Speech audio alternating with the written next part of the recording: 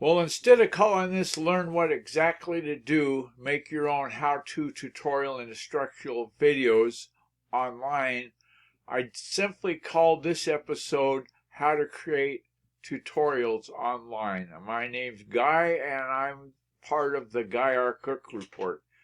A big part of it. In fact, I'm 6'3". Anyway, the silliness is over. Let's talk about how to make tutorials online. The wrench in the toolbox I grabbed is a blog post from TechSmith, and it's about making instructional videos. The increase in instructional how-to videos over every year, I guess, it increases by 70%.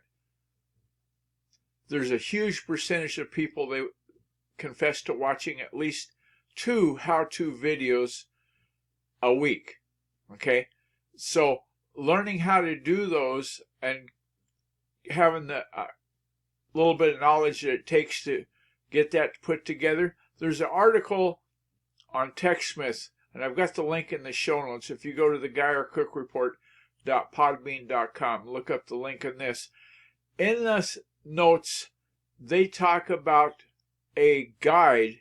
It's a 33-page document. I downloaded it, and it's chock full of good ideas.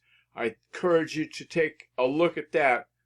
The cost is free, and granted, at the end of the presentation that they have, of course, they do an advert for Camtasia products that they use.